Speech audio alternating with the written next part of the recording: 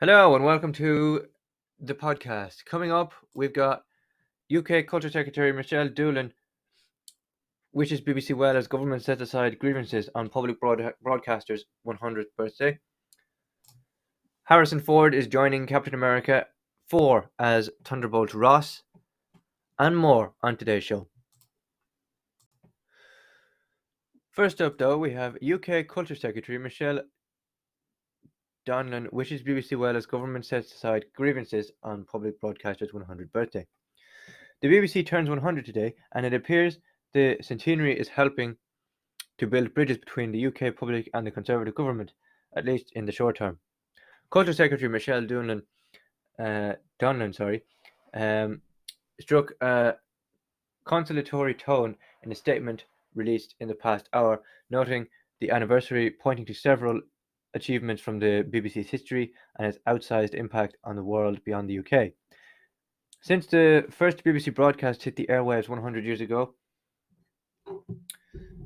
few could have imagined that the BBC broadcasting history would become British history, she wrote, while also pointing to shows such as Doctor Who and classic sitcom Only Fools and Horses as cultural milestones in the UK. She said the BBC became a cultural method for keeping up morale during World War II, adding, now as Russia targets the media in Ukraine, the BBC has once again stepped up to serve war-torn Europe.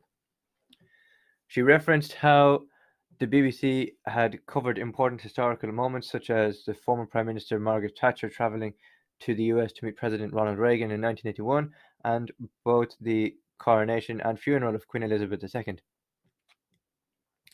This is a markedly different tone to that most Conservative ministers have used when addressing the BBC in recent years, as debates of the future of the licence fee and perceptions of bias continue to bite.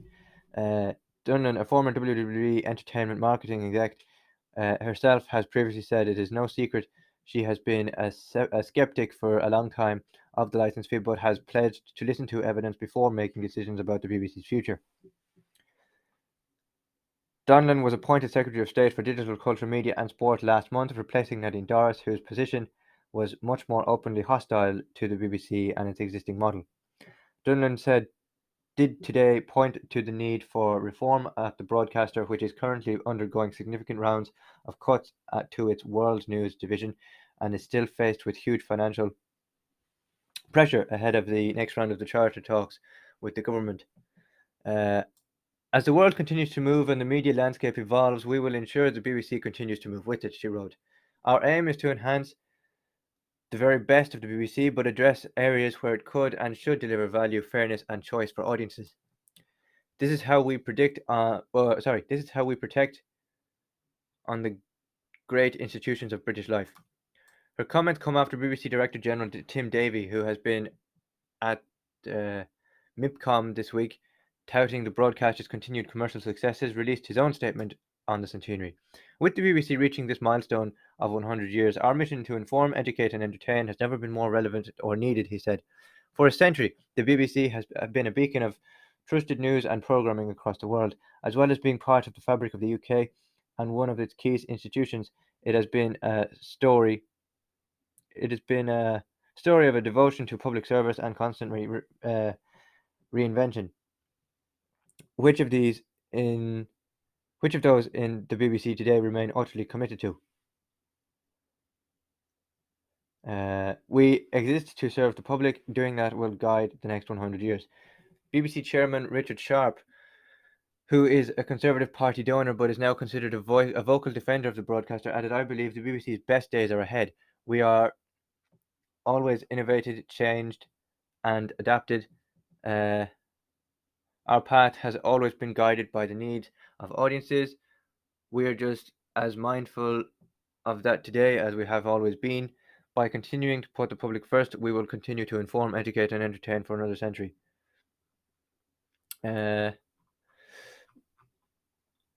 Up next, we have Harrison Ford joining Captain America 4 as Thunderbolt Ross in the next Captain America movie. That's after this. Harrison Ford is joining the next Captain America movie as Thunderbolt Ross, who was portrayed by the late William Hurt. Harrison Ford is joining the Marvel Cinematic Universe, taking on the role of General Thunderbolt Ross, previously played by the late actor William Hurt, sources confirmed to The Hollywood Reporter. Ford will appear as Ross in Captain America New World Order, which will star Anthony Mackie reprising his longtime Marvel character of Sam Wilson. The Cloverfield Paradox helmer Julius Ona is set to direct. The movie will take place after the events of 2021's Marvel's Disney Plus series The Falcon and the Winter Soldier, which saw Wilson finally accept the shield and mantle of Captain America. Apart from Captain America 4, Ford will also play Ross in Thunderbolts, the film about the titular team of supervillains, which is set to be directed by Jake Shearer and released on July 26, 2024. The news was first reported by the podcast The Hot Mic with Jeff Snyder and John Rocha. Hurt appeared as Ross in 2008's Incredible Hulk and returned for 2016's Captain America Civil War and subsequent Marvel movies. Sam Elliott played the part in 2003 Hulk. Hurt, whose credits include Broadcast News and Body Heat, died earlier this year. He was 71. While this will be Ford's first foray into the MCU, the actor is no stranger to franchise filmmaking, leading both Star Wars and Indiana Jones films for decades. Ford is set to reprise his role as the intrepid archaeologist, his last outing in the role for Indiana Jones 5, due out in June 30th next year. And finally, we have Peter Capaldi addresses ridiculous Doctor Who secrecy. That's after this. More next. And now, for the final part of our podcast, Peter Capaldi addresses ridiculous Doctor Who secrecy. The former Doctor Who star has spoken about keeping secrets whilst in the BBC sci-fi drama. Those who've played the Doctor, the titular character of BBC One's long-running sci-fi drama Doctor Who, will know that keeping plot twists under wraps comes with the Time Lord territory. However, the former star, Peter Capaldi, has revealed that he wasn't impressed by the secrecy around the show. Speaking to Radio Times magazine about his upcoming drama The Devil's Hour, Capaldi said it was ridiculous trying to keep secrets whilst playing the 12th incarnation of the Doctor. Who cares if the Cyberman will be here next week, he said, before saying that his upcoming role in Amazon Prime's The Devil's Hour has been the first time he's been in a position where he can really say nothing without giving everything away. It's more difficult to explain than it will be to see, he said, but it's great fun. I do get lots of nasty things and wreak havoc. I do get to do lots of nasty things and wreak havoc through the whole thing. Capaldi played the 12th Doctor from 2013 until 2017, during which time the Devil's Hour producer Stephen Moffat served as Doctor Who showrunner. In the Devil's Hour, Capaldi plays Gideon, a reclusive nomad driven by a mysterious obsession who may be a time traveler. The six-parter, written by newcomer Tom Moran, follows Lucy, Jessica Rain, a woman who is woken up every night at exactly 3:33 a.m. by terrifying visions. Star Trek's Nikesh Patel also stars as Ravi Dillon, a detective who sets out to track down Capaldi's character after a string of brutal murders, which Lucy also seems to connect to.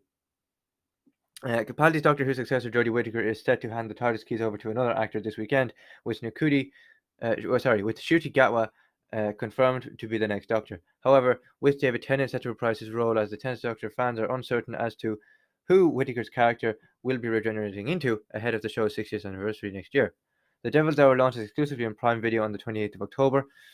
The full interview with Peter Capaldi features in the latest issue of Radio Times magazine, which is on sale now, and subscribe now and get 12 issues for only £1. More from, you know what, I'll leave that bit out, and you can get the links at the bottom of the podcast.